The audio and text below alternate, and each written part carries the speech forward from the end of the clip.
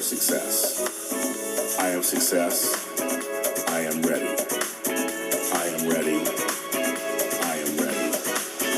I am ready. Welcome, welcome, welcome. It is Monday, July 31st, 2017, and I am ready for success too, all the time. I am your host, James Lott Jr., and this is the Super Organizer Show. Yes, with James Lott Jr., or as you also call it, the SOS Show with James Lott Jr., because I heard the call and I am here to help. I forgot that's my song, of course, you guys. Shameless promotion plug number one. I am ready. It is everywhere on iTunes, Amazon, Google Play, Spotify. Play it, buy it, help me. Just kidding. It's a good song. It's very positive. I call it conscious dance music. And yes, I'm working on an album. So that's something, one of the main things that you guys, my long-time listeners know, I do like 20,000 things. And that's one of the things I'm doing. It is Monday morning. I'm here in Los Angeles, and it is, right now, I'm looking outside, and it's kind of cloudy, which means it'll be hot in about 5 minutes. Our weather's been really hot here, and I'm just like sweating all the time. My beard is really bushy. I just know what's going on from the humidity. It's kind of crazy. I live near the beach. And I have a great guest for you guys. I always, as long-time listeners know, I get really excited when I have another male in the industry on my show. I'm just so happy to have somebody else who's a man in this business. I love my ladies, as I do, and it's a wonderful business. You guys know I love this business. But it's nice to have another guy, and we can talk guy stuff, and how our perspective is, and as we navigate ourselves through this business that's, 35, 36 years old. And this is the guy who's doing it. He's from a town that I've been to like 7 times. I actually like Richmond, Virginia, and I haven't been in a few years. But he's based there. He's a professional organizer. He's a NAPO member, as like I am. He's the founder and owner of Compass Home Solutions, and I'm so glad to be able to have him on the show this morning. And he's a 3-part name like I do. Charles J. Williams, welcome. Hey, good morning. Good morning. How are you? I'm great. How are you? Thanks for having me. Well, you're welcome. Okay, so now what I always do on my show, as everyone knows when I do my show, I do my thanks and gratitude because I believe in giving thanks and living in gratitude, and I say it out loud. And for me this morning, I just want to give some thanks and gratitude to all the other male organizers that are out there. There are some that have been on the show, like Vinny Giacalone, who's in New York, who's a great guy doing great work. And I'm glad to see, is there a few more I'm finding are coming into the business. They are out there. If you're a male listening to this show and you're thinking like getting into this business, get into it. If you feel like it's your calling, do it. Don't let gender stop you. It's a great business. We're doing work that's helping people live their best lives. So I give the thanks and gratitude to all the men out there who are out there doing that.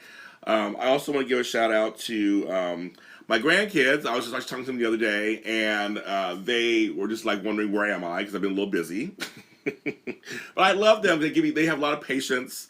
So Zayden, Scarlett, and Rylan, I love you guys. They have a lot of patience with Papa Jamie because they know that Papa Jamie's like has his hands in a lot of stuff, and so I give gratitude to them because all work and no family is not really a good thing to go either. So I always strive for the balance. And many of you guys out there, I know I'm sure understand that when it comes to personal life, work life, kids, family, parents, everything that's going on. I have aging parents, I have aging kids. It's a lot, and friends. It's a lot of work. And thanks and gratitude to everybody that's in my life that lets me do what I do and supports me. So I really want to say that very much. And I give thanks and gratitude to Charles for being on the show today. So. No, and again, thank you for having me here. Now, one of the things I want to bring up because I used to go to Richmond all the time. I used to go to the Midlothian area, and I used to do conferences. I used to work in my former life. I used to work in farm and ag insurance. I've never heard of it. See, there you go. And there's a lot of farm and ag in Virginia. And I used to do this conference every year. I used to do it all over the country, and one of our stops was Richmond. It was actually our 3rd largest market, like crazy. And we used to go to the Holiday Inn Select. I don't even know if it's there anymore. Love the girls there, but in the Midlothian area of Richmond, and that was my introduction of Virginia, basically. I had never really been before. And I went every year for about 7 years. So I really enjoyed Richmond. It's such an amazing city. There's so much here. There's so much culture. It's really starting to, the last couple of years, really starting to pop. And put its name on the map a little bit more. But yeah, no, I love this city. I'm from New York originally, so I moved down here, and it was not what I expected. Now, New York, that's where my family's from, is a whole other. I love New York. It's the whole other state and attitude. What is Richmond? Is Richmond considered? I always have to ask this because I'm just not sure. Is it considered the South, or is it Yes. East? So, but it's not. But it's East Coast, but it's the South, correct? Yes, absolutely. Because I felt there was a lot of Southern attitude when I was there. In a good way. In a good way. There was a lot of Southern hospitality, Southern food. It was like it was very South to me. Oh yeah, it's everywhere. Very south. Because you're not far, but it was funny. You're not far from D.C. Not far from. Like, as you keep going further up, all those states are like right there. Right there. Yeah, it's like that's the amazing thing about the East Coast. You can go like 5 states in like a day. It's kind of crazy. And so, what brought you down to Virginia? Leaving New York, why Virginia? I came down here for school, actually. I went to Randolph-Macon. Okay. Back in the day, and moved back home and had kind of a reverse culture shock. Really? So coming to Virginia, you really got acclimated then. You're like, okay, I like it down here. I'm feeling almost immediately. Yeah, it was like met with open arms almost immediately. Yeah. Isn't that funny how I always tell people certain cities, certain places are for certain people. Mm-hmm. Like, I mean, not for everybody, but for some people, you get somewhere and you're like, oh, this feels like home. You know, it really does. And your home was somewhere else originally, but like you're like, this feels like home. When I graduated, I went back home and never felt less at home. Granted, my family's there, and of course that will never change. I love my family, and I love seeing them and being there. I didn't feel like I belonged. Wow. And I moved down here when I moved down on a whim, and never went back. Wow, I admire that. I've lived other places, and I understand. Now, with Virginia and with Richmond, in terms of lifestyle, it's very much. I've seen a lot of colonial homes there. Like I said, very Southern hospitality. What are some of the things that really draw you there? That really just draw why you're there, compared to being back home in New York? It's the culture again is rampant. And it's not as like fast paced. Like New York, it's like there's always something, and the clock is ticking. Yes. Here, it's it's a little slower, but it's so rich in everything. That diversity is across the board. Yeah. So, in school, what'd you study in school? I studied English and film, which and film sort of helps with what I do because I mean it's a lot of study of character and you're understanding the psychology of what's happening, but. English and film, yeah. I was trying to be a writer. I was trying to get into the film industry, and did not move in the right direction because I should have actually moved out to you. Well, it's funny. Looking at your pictures of like how you look, people looks. I can see you as a writer. Now that you said that, oh, thanks. you look like somebody would write for a TV show or something. I can see you actually as write for a TV show. That's so funny. Awesome. Well, hey, we can get that in the works. I told you I do several things. I mean, you can do several things too. Maybe who knows? You can stay in Richmond and write there, and we can work something out, collaboration. I mean, some people nowadays people are not always coming out to Hollywood nowadays to have their success. They're now because with the invention of iPads and phones and things, you can do anything anywhere these days. It seems like. I have family in Pittsburgh, and that's becoming a big place now for movies and stuff. So you never know. So you studied film and English, studied film. Now, what brought you into, I guess, the organizing realm? Like, were you always an organized person? I mean, did someone say you should be an organizer? Like how did it come to your orbit at all? Well, it's one of those regrets that I have is that I have been allegedly doing this all of my life. Like once I started organizing. My family was like, "Oh, I used to organize your grandmother's pantry, and my room was always changing, and I was always looking at different storage options." But I graduated and waited. I bartended. I did dabbled in a whole bunch of different things for years, and then really wanted to break into interior design. Oh, okay. And, did a little bit in there, and then realized that it wasn't as fulfilling as I wanted it to be. I mean, I was putting expensive furniture and really designing things, and I'm watching people transform, but I was missing something. And then kind of serendipitously, I got connected to local NAPO members and had no idea what NAPO was. And I'm like, I had no idea that organizing was a thing. And NAPO really changed my life. Okay, well, let's start from that. How did you find out about NAPO?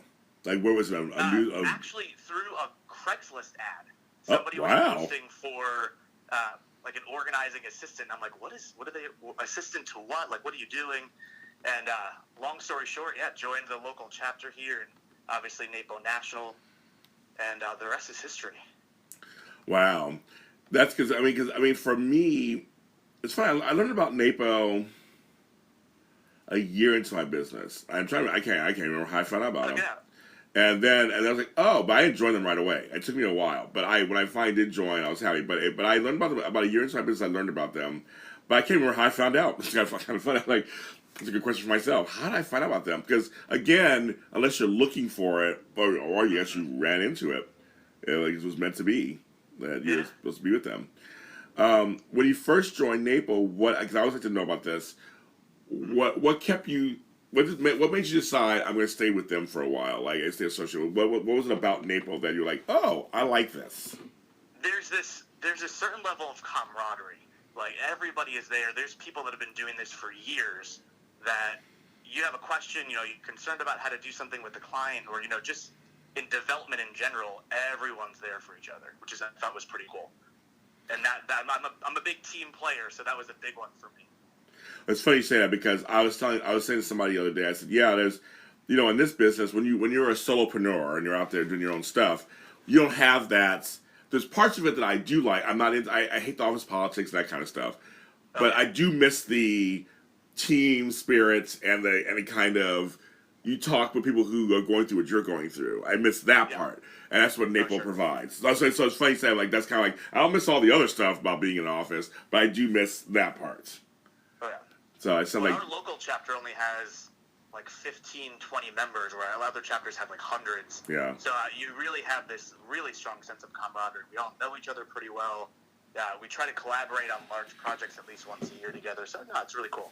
Oh, you do? Oh, interesting. So there's no feeling in your chapter at all of competition, or this is my space, this is your space. Like, you guys all like supporting each other. Well, I think there's enough need for organizers in general that we all, granted there is a little sense of competition. There's always going to be like that. I mean, that's business. There is a much stronger sense of camaraderie. I like that. Well, I always say there is no competition to me. I just feel like, and I'm in a big market like Los Angeles. There's a lot of us. I always tell people, no. I mean, there's enough messy people. I don't need to go around. There really is. I mean, there's people in America. In other countries, it's a little different, but in America, people have bought a lot of stuff. People have held on to a lot of stuff generationally. So I feel like there's always work somewhere. So with somebody, and well, for us in LA, because we're so spread out, I'm like, I may not want to drive 40 minutes to go somewhere. So if you live in that direction, you should have it. Well, and again, I'm also not going to be the right fit for everybody, and that was one of the first things I had to acknowledge was I'm going to walk into your home, and if we don't connect right away, and if you're not feeling it and I'm not feeling it, then there's really no reason to continue. I don't want to ruin organization for you. Like, this is your home, and if I'm not the right fit in there, then there's going to be, in Richmond, at least 15 other professionals that can help you instead. Have you ever had to fire a client? Yeah. Oh, yeah. Yes. And so the first time, because I have to, the first time you did that, how hard was it? Well, I'm a big people person, so I don't like to make that feeling of disappointment there. But it was hard. It was a very hard conversation. Yeah. I went through the same thing. It just wasn't working. I mean, I thought we walked in together and had a good fit, but it was everything we did together was questioned, and a lot of that had to actually do. This was like 2 years ago with me being a guy. And yes. I'm in women's closets 3 out of the 5 days a week. Right. And I've had women literally drop their clothes and try clothes on in front of me with no problem. But this one was very challenging for me, and everything was a question, everything was a problem, and I'm like, you know what? This isn't going to work. It's not happening. Yeah, she's wonderful. She was a wonderful woman, but we just weren't the right fit. I want people to know this, that, for us, people who are non-organizers who are listening to this, people who are non-organizers who listen to this program, that, yes, we as organizers, I forgot which one of my guests has said this, yes, we see all kinds of stuff. We are non-judgmental. We don't care. We are in there to help you out. And like I said, same here. I've had women in bras trying on this to make sure this works and this is fits because I'm saying this not work for you. This outfit fit, or does the sweater work? Or they find new clothes they've never worn. The tags are on them. They're like, oh, let me try this on really quick. Like, I mean, it's like there's things that go on, or we run across stuff that you may see that are very personal. We respect your space. We respect who you are. We're in your space. Regardless of gender, we don't really, really care because women, same thing. Women see things that men have in their closets and their drawers. It's like as organizers. Doesn't matter to us. All our goal is how are we going to help you get through this hurdle or literally organize this drawer. I mean, it really is that simple for us, right? And one of the first questions I usually ask, especially when working with single women or widows or whatnot, is there anything that you don't want me to see? Is there something in here that if I touch this by accident, you are going to lose it? Because if that's the case, I will walk out of the room, take it out, and most of the time it's like, no, everything's good. We're fine. Every once in a while, you get that woman that's like, oh my gosh, yes, I totally forgot that I have this hiding in here. Let me move it out of here. I just don't think you need to see it. And I'm like, I don't care either way. There's going to be no judgment. We're all human. Right. But, no. You bring a point that's something really interesting. So when I was doing more organizing, I'm doing not as much anymore, but when I was doing more organizing, I worked with a lot of people who I call change of life. So that could be widowhood, divorce, all kinds of adult children leaving.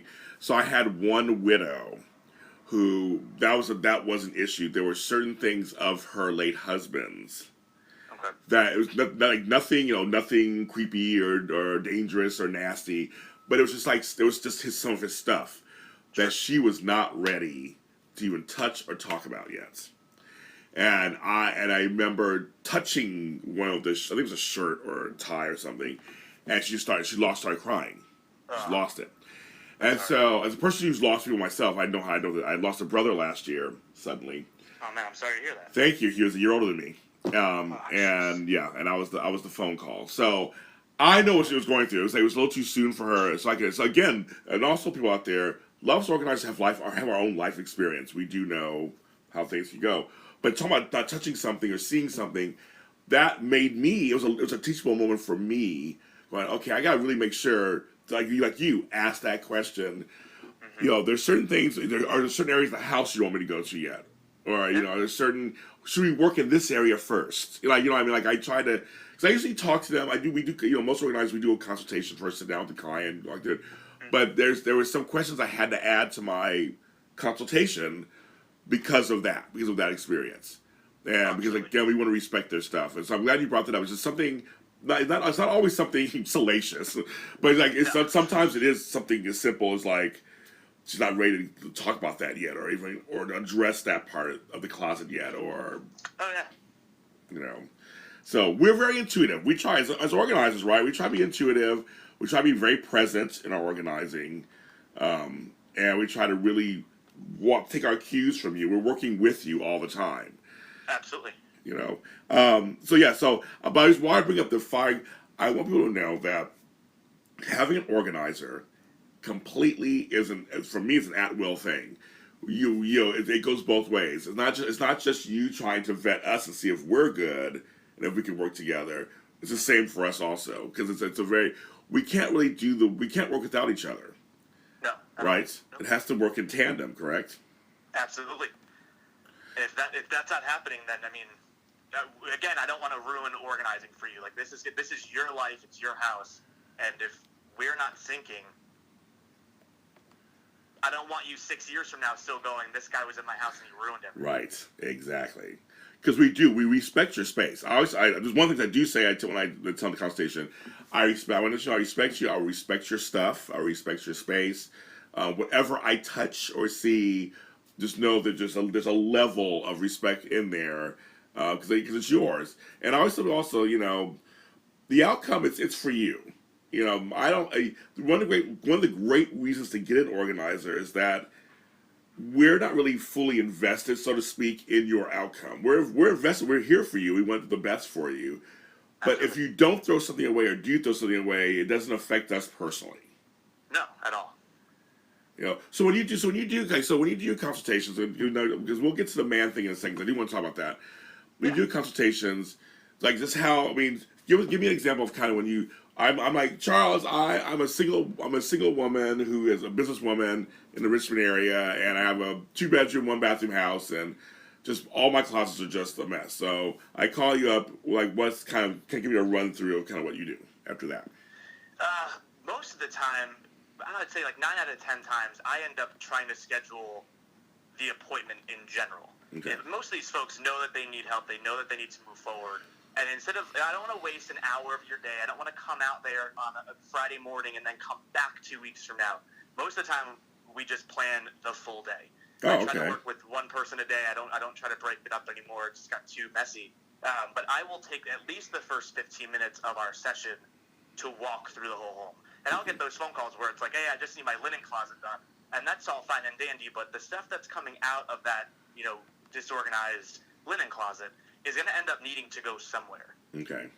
So let's walk through the whole home. And most of the time people are like, yeah, just come. Let's just schedule a day. Let's knock the whole thing out. And then we end up doing, long-term projects together. But it's really about, that initial phone call.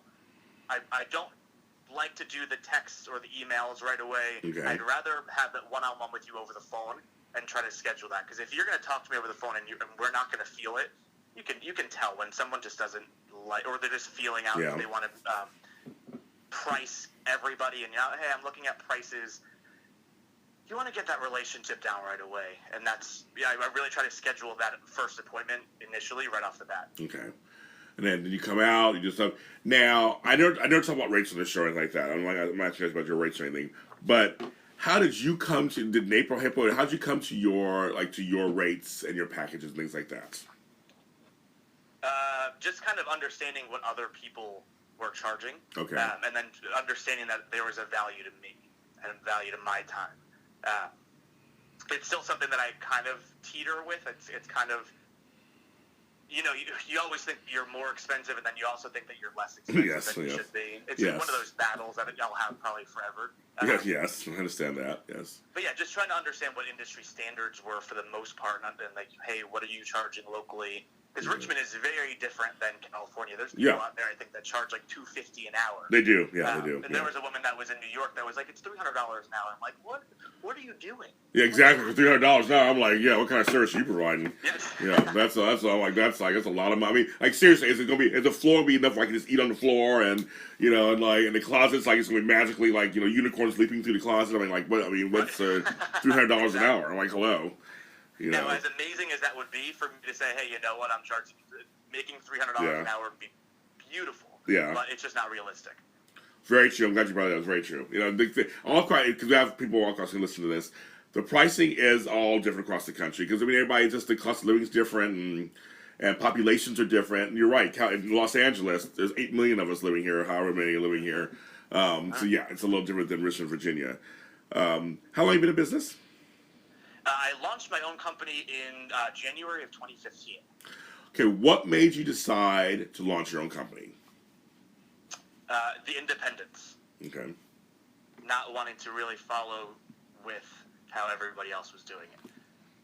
I learned a lot that working with teams and with partners and being out there was challenging to a lot of clients. Because it's like, oh, I'm in this room and Adam's in the other room working, but what is Adam doing? I can't have your full attention and your trust if you don't know what's happening in the other room or who's touching what. Mm-hmm. So I launched, I was like, listen, I just want this is going to be me all the time, and I think it's worked really well so far. Knock on wood. Now, how do you come up with the name? Because names are always people. These are some of the questions that people ask me all the time that I think.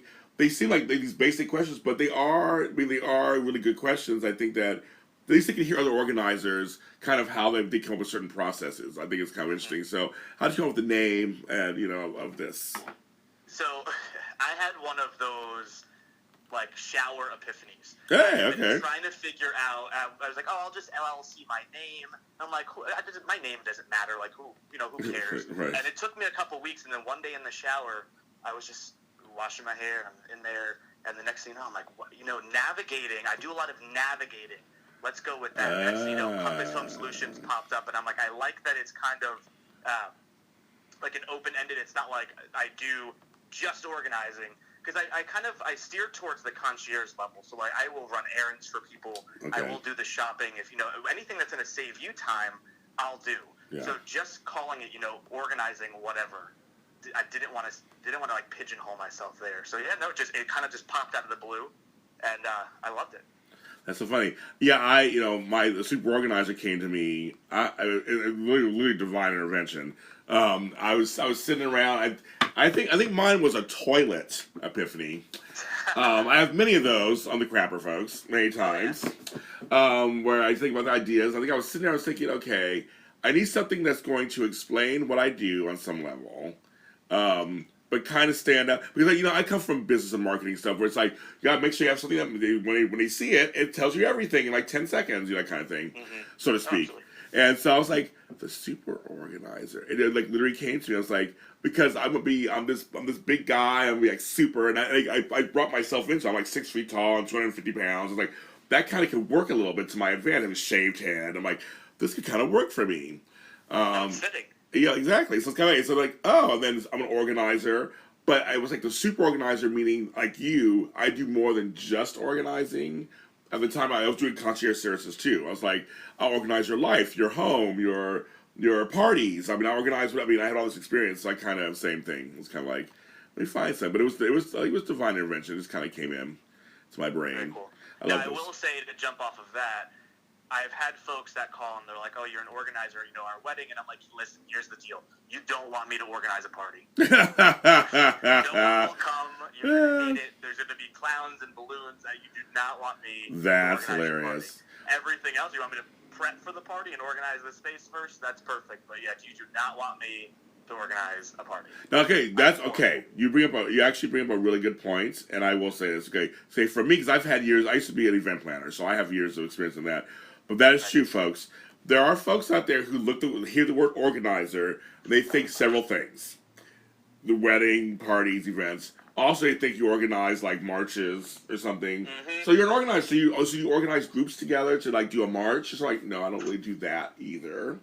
But yeah, so just want you guys. But some people out there are like me who do offer that. So go to their pages, Facebook pages or websites, and look at their services. And you can see for sure what they actually do Exactly. in there. But that's funny you bring that up. It's like, oh yeah, I guess. Yeah, for me, I can do it. So I mean, I can, but not everybody can. And some organizers also clean. But not all cleaners organize. And I want to make sure I say to people about things. I've got people like, well, I had this cleaner, and she said she'll put away my clothes too. I'm like, she's gonna put them away, but not necessarily put them away in a way that works for you as an organizer would. So really talk to your organizer when you talk to them, or look them up and really look at what their services are. And I'll tell you there. So as a business, you've been in business now a couple of years, just about. What is one thing that has surprised you? It could be good, bad, different, whatever, that has surprised you about being a business owner that you didn't realize when you got in? That's a tough one. I would probably say how much work really went into it. I'm not saying I walked in thinking it was going to be a cakewalk, but how much work goes into this really is shocking to me. Oh, there's a lot of work. Oh, yeah. It's a daily, especially with where we are now these days. Social media especially is everything, and so it's a lot. It's what you're doing. It's where you are. It's the marketing for the business. It's everything all encompassing. There's a lot. How do you? It's a 24/7 business. I'm going to ask you, how do you use social media for your business? Well, I like to really consider myself and try to be, as best I can, a resource to Richmond and to clients. I'm constantly preaching, is a bad word to use, to my client base that, forget the stuff and live for the experience. Go out and do stuff and be present in the community, and don't worry about buying the stuff. Unless you're like supporting a local artist, don't buy the stuff. So I can't be saying that you need to be doing this without me doing it myself. So I am constantly trying to be as present in Richmond as possible, and I'm going to as many events as I possibly can. Again, Richmond there's always something happening here. There's always an art show. There's always, a benefit for something. So I use social media as a resource to that. And like today ends like the Men's Warehouse. I'll plug it. the suit drive for Men's Warehouse. So I try to let people know that you can bring your stuff to donate to, whatever location. That's really my big thing on social media. That is kind of cool, actually. Okay, so you try to get them almost back, back involved in the community, out of their homes or out of their mental state or mindset of just being at home buying stuff, or just like sitting in your stuff, or like get outside, have some life. They kind of help them mentally, correct? Well, especially when you're dealing with like a loss. Like my husband passed a couple of years ago, and I don't have that many friends. We are very closed out, but I want to meet people, but I don't know how to meet people or where to go. I'm like, there is at least 5 events tonight. There's one at the museum you can go to. You just have happy hour. There's always something to do. Break out of the comfort zone. Instead of going to Home Goods and buying $500 worth of things that you don't need. Yeah. Go and experience something and meet people and just be out there. And it's not for everybody. A lot of people just can't go out and meet whoever, but the option is still there, and you still have that resource for yourself. I had to explain to folks here. I like that here in LA too. That I have friends like, I can't. I don't have enough money. I'm like, okay, here's the deal. There are things that are free. There are things that are very low cost, especially in the summertime. There's a lot of times when we have, in your local areas, concerts in the parks and free art exhibits, and talk about you go and get some free wine, get some free cheese, some meats, whatever. It's like there's stuff out there that's going on. You have to really look it up. You have to look around. There are local papers out there. So in LA, we have LA Weekly, which I still get every week. As well as be online. But if you don't go online, there's local papers out there. So I said, we'll advertise. With a full calendar. Yes, with a full calendar of stuff that's going on. And you're like, oh, okay. So I like that. You give me some stuff on the show I've never heard before, and I like that. That's really I like that whole concept of doing that. Now, what I want to talk about especially is now, because I've had a few people on my show who are men in this business. Did you realize after you got in, how female-based it was? I had no idea. Okay. I thought maybe it was just like a Richmond thing, because I'm the only guy that does this in Richmond. Okay. I had no idea. And then obviously joining NAPO, it's like, wow, I am like the 1% of the population, which I love. It makes me stand out a little bit more, but it's been very welcoming. Okay, very good. Yeah, no, I had no idea that it was really female dominated like this. Yeah, well, it's funny. I had nothing to compare. I was like, okay, well, I'm gonna be an organizer, and I started doing it. And of course, I was in a bubble because I was just doing it myself. I'm in LA, and sure. I didn't join NAPO. I didn't do it, so I was doing my own I was busy doing the business part of building my business, and I was doing some acting at the time too. And I was like, I don't want to be an actor. And it's like I dropped that really fast. Like, I did a few shows. I did House in a few shows. I'm like, I'm done. And then.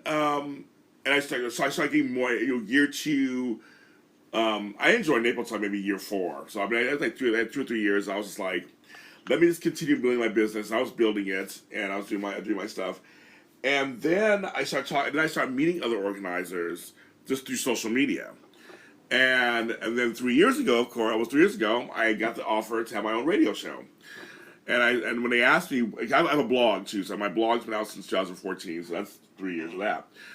But when I got my radio show, they were like, I started hearing from people, and I'm like, oh, it's a lot of women.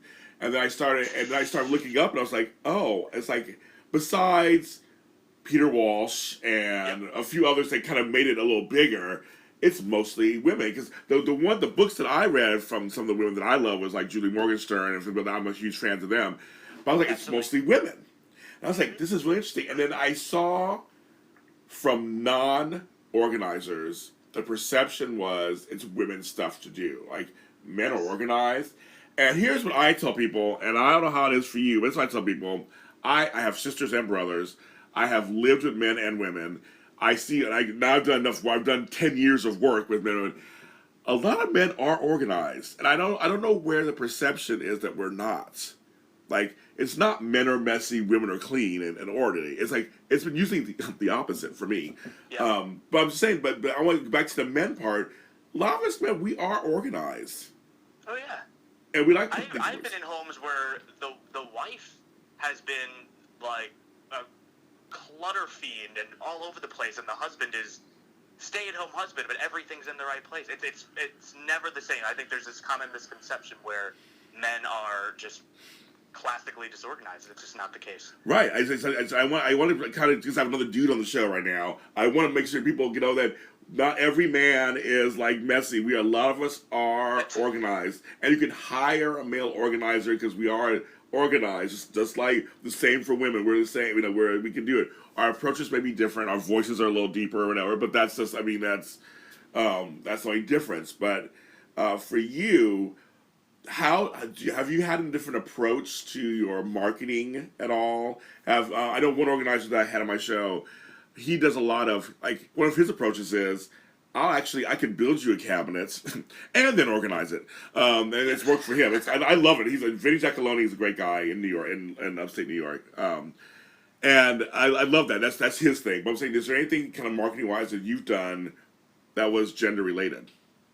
You're gonna probably hate me for saying this, but no. Okay. It's just you get me. I'm very transparent about how I do my work. I'm very open about everything. You get me, and that's all you get. Okay. And I think nothing wrong with that. I'm just curious. I'm just curious. So for you, I will say, because you'll get these folks that will call and say, "Will you install like my closet?" And I'm like, "I'll go ahead and I'll install a Rubbermaid closet for you. Like I'm okay with doing that. I have gotten some training with that, but I'm not a handyman. Like I can't do most of everything else." That's a good point. That's a good point. So I guess let's tell people out there, don't expect every single, because as a man, I guess could be another stereotype to break down, that we can build you cabinetry. So far, Vinny Giacalone and New York can. I can't either. I don't build cabinets. But I mean, there's other things. I mean, I know because I'm taller and things. I can do certain things. But no, that's a good point. That not all men can actually do all the other things. You may have to hire somebody to do certain things if you want those certain things done. So that's a good thing. That's a good thing to say. Good thing to know. And have you had any discrimination against you by clients, or that said, "Well, I'm not sure I want to," like you said, I don't want to have a man in my house. Have you run across that at all? Very, very, very limited. Oh, good. There have been some folks that are like, "Well, do you have a girl on your team?" Oh, interesting. Like, no, I don't. I don't feel comfortable, and especially it's a lot of like with grieving widows. Like, I don't want you to come in. My husband just passed away. I'm alone. I don't want a man in here. I'm like, and that's fine. That's everyone's personal preference. But outside of that, it's been good. Very rare. Which is awesome. And Richmond has been wonderful to me since I launched. But no, I've never had a concern. I think your reputation precedes you. So I'm in a business of relationships and referrals, and most of my clients come from client referrals. Yeah. Okay. So you have a woman that says, "Hey, I worked with him. He was he's awesome." Whatever they may say, and that speaks more volumes than any sort of marketing you ever could do. That's very true. I will that hands down. I agree with 100,000%. I just will share with you, with the people out there. I have had not a lot either, but I've had some. Which was funny for me was been not by the women, by their boyfriends or husbands. Sometimes I've had to make sure I meet them. Yes. It's happened several times for me, and make sure that they felt comfortable with me being in their house with their woman alone. Mm-hmm. And that's happened to me, I would say, at least 20% of the time of my business. And it's been fine. Once they meet me, they're, like you said, your reputation said, once they meet me, then they're like, "Oh, no big deal, we're fine, we're good to go." But some of them I remember one guy gave me a little side eye at first, because she didn't tell him I was coming over. She just said I hired an organizer, and he was getting ready for work, and I came over, and it was like, oh. And for me, because I'm this 6 foot, 250-pound black man coming in the house, they're like, what's this guy doing in my house at first? And he was like, and I made sure I was very friendly. I'm respectful. I'm in your space. I'm in his house. Exactly. So I made sure I said, "Hello, I'm James Lott Jr." How I put my hand out to shake it. And he later said that made the difference. That I didn't come in just, kind of uppity, like, "Well, I'm the organizer, so drop your attitude." No, I'm in your house. You know what I mean? I'm like, I'm in your house. I'm going to be like, "Okay, get over yourself. I'm here to do work." No, I'm like, "No. Hi, I'm James. I look you in the eye when I talk to you." Like, that's kind of a, male thing. And then we were fine. It was like, oh, and now that a lot of times they're like, "When's James coming back? What's going on?" They like that James was coming over and taking care of stuff for their house. Right. And so, but I That's the had, one time I ever really had a serious problem where I was concerned with my well-being was that I didn't realize I was working for a woman that was telling her husband she was doing all of it. oh And that my I didn't God. exist. And I had no idea. And then, day 4 or 5, where I'm working together with her, and she was like, "I think you need to go. My husband's coming." Oh And I my was like, "Wait a minute, God. am I supposed to jump out the bedroom window? Like, what's happening here? This is not. I mean, okay. I mean, I'll meet him." And she's like, "No, he's not gonna like you here." And lo and behold, I couldn't get out the door before he walked in and was like, "Who is this?" Oh. And it was incredibly uncomfortable, and I had to explain. I mean, I respect your space. I'm doing this for you, for your wife. There is nothing happening here. There's a lot of integrity happening. That's really all that's happening. And it was incredibly uncomfortable. But ever since that was year 1. Ever since I'm very transparent. And hey, you know what? If you're not telling your husband, I'd rather this not happen. Like, it needs to be an open conversation. I don't want you being embarrassed. And every once in a while, you get those women that they think that husbands believe they should be able to handle this stuff at home. Right. But, hey, I have 3 kids, and I'm on the PTA, and I'm going crazy all over the time. I can't keep up with the home organization. Just be honest about it. Being honest will solve all the problems in the future if you just be honest about it. I just want to tell you, though, that's a great story. I'm sorry it happened to you. You're like, wow, that's a great story. I've heard that before. That's kind of crazy. Well, I can laugh about it now, but... Yeah, I'm like, wow, I'm sorry you went through that, but wow, it's a great story. And I'm short. You're maybe a tall guy. I'm short. I'm like 5'6". Okay. And I may go to the gym every day, but I'm not... Like, this guy walked in, and I knew I was not a match for him at all. And Yeah. it was incredibly uncomfortable, but it was fun. Yeah, I'm very fortunate that I'm a big guy in many ways, but it has also worked sometimes to my detriment too of being a big guy. So I mean, I have been very kind of fortunate that I'm a little larger. But no, that's funny because I wonder. I know you tell me before. I wonder if any of my clients ever did that with their partners or spouses. Like, yeah, the house is clean, and they don't tell them that. I wonder if that ever happens. That's a really funny point.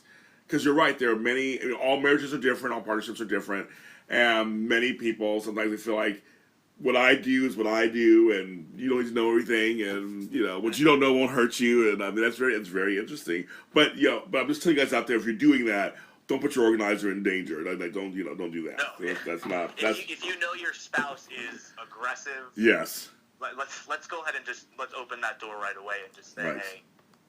We need a professional. There's nothing to be embarrassed about. I mean, this is what we do every day. We see every different kind of experience, every different kind of relationship. Do you feel this is your calling? Oh, 1,000%. I would do if we lived in a world where we didn't have to, pay bills. I would do this for free for the rest of my life. Yeah, that's your calling. Okay, you go. That's your calling. It's funny because I feel the same way. I love this business so much. I just love all the things about this business, and I always say the same thing. I say, God, if I was looking for money myself, this is what I'd be doing. I'd be going across the country, organizing people, talking about organizing, speaking on. I just be doing it. I mean, I can't think of anything else. No, not at all. No. I felt like, I hate that I waited so long. Like, I wish my parents would have told me, before I even went to college that I had been doing this, and I wish it was more prominent back in the day, but yeah. Well, it's a new, again, like I said at the top of the show, it's a new business, it's a new industry, and it's growing, and I think, and hopefully with me having the show out there and things that I talk about all the time, that's getting bigger and bigger, but it's a new industry. And I never forget, when I went to, I don't know, I'm going to ask you in a second, but I went to a NAPLE conference, my first one 2 years ago, in Los Angeles, when Los Angeles hosted it. And about like 5,000 people were there. However, I don't know the exact numbers, so don't quote me, folks out there. But there was a majority of people. And it was mostly all women. And I'm like this giant with this deep voice coming through, barreling through like, "Hi, I'm James." And a lot of them knew me because, and like you said, I stood out because I was one of the few men, and this big giant guy with this deep voice. And I had the best time. But it was when I was with them, and I've said this before on my show, I got a natural high. Yeah. It felt like, wow, we're all really love doing this business. We all came to this business, and we love it, and it feels natural. We can't get enough of it. And I was able to talk about it. And for me, I'm close to 50 years old.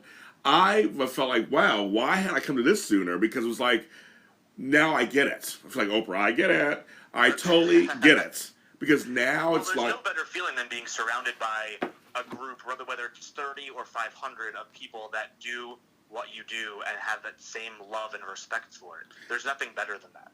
completely agree. That's you could say it better myself. That's exactly what it is. It's like, and everybody's there for the same reasons, and they want to be there. They're not there because their company sent them there, and they have to go to this conference. I used to run conferences all the time. I know all the different things you people come to these conferences for. This was like we all chose to spend money. Many people from across the country and across the world, and come to LA for this conference. And hear topics, and I love the exhibit halls, and I got to meet Matt Paxton. I was all excited. And it was seriously one of the best experiences I've had in my careers ever, and it was just so much fun. And I was like, oh, okay, I had a chance to go this year. It was in Pittsburgh, and I own property in Pittsburgh. I couldn't go this year. My grandson was graduating high school, so I couldn't do that. Oh, wow. But I seriously want to go back. I'm gonna try to go next year. I have a whole plan. I'm gonna try.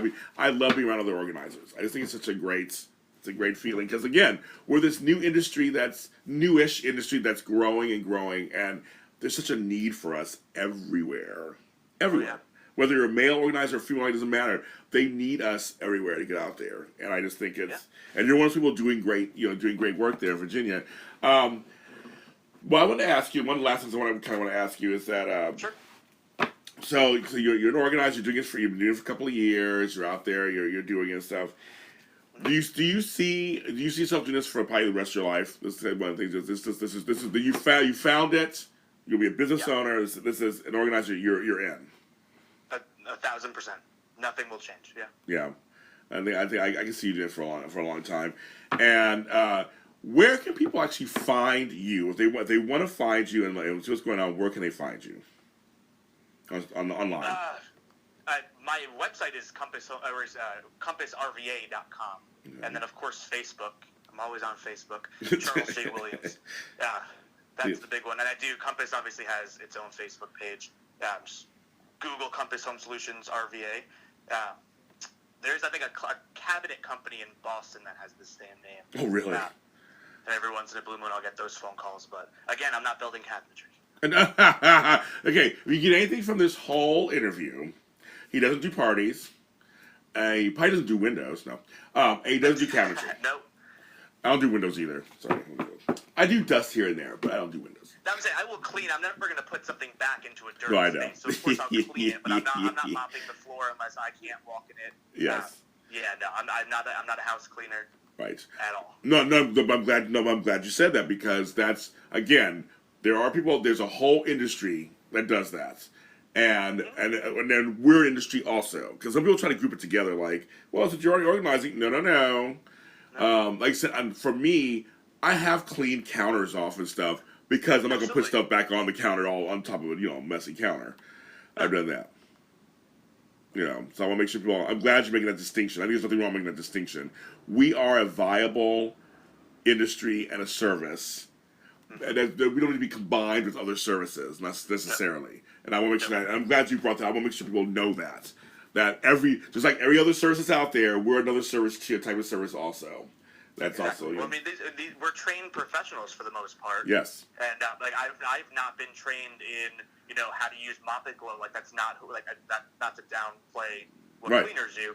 I am not trained in that department. The same way that house cleaners are not trained to be organizers. They may be able to put stuff into places, and it's not probably the customized way that you need it done. So let's make that distinction because we do two very different things. I agree. I'm glad you said that. And that's how we'll end the show. It's Charles J. Williams. Thank you so much for being on the show. No, thank you. This has been awesome. Thank you so much. And now, you folks at home, or people who are listening to this, you can go to our page, the Super Organizer Show, and I actually put a link this morning for his Compass Home Solutions Facebook page. So I'll make sure I put a link for his website. That'll be all on our page too. And if you need me to get in touch with him for something, you can contact me and I'll patch you through to him. If you just want to go that way. However you want to, if you need to reach him, if you're living in that area and want to hire him, Well, I'll get you there. So there's many ways we'll get you there. We'll get you to Charles. I'm also on Twitter, of course, at the SOS_show. You can contact me there too. You can private message me or whatever, how you want to do it, and I will get you in touch with him, or you want to know more about him or talk to him. And then, of course, this show is on Adrenaline Radio. It's on Spreaker.com. It's on iTunes under the Super Organizer Show, the SOS Show. It's on there. All these episodes are on there, including this one will be on there later on today. Of course, if you're listening to this now or it's already on. And I want to thank you guys for always the feedback, the comments. If you want to be on the show, I'm always looking for organizers or people who work in the field with organizers. I've interviewed people who also work at paper products and things. Contact me. We'll get you on the show. See if we can get you on the show. I love talking to people of all walks of life that have something to do with time management and organization and products. So contact me and we'll talk. You can find me at James Lott Jr. where all James Lott Jr.'s are sold all over the internet, all over the interwebs. I'm just type my name in. I pop up everywhere. I have my books on Amazon.com. I have my music all over the web, and of course my TV shows. You go to AfterBuzzTV.com and BlackHollywoodLive.com, BookCircleOnline.com, and PopcornTalkOnline.com, and watch my TV shows that I do. You guys have a great, organized, time-managed week, and I will talk to you next time. Thanks again.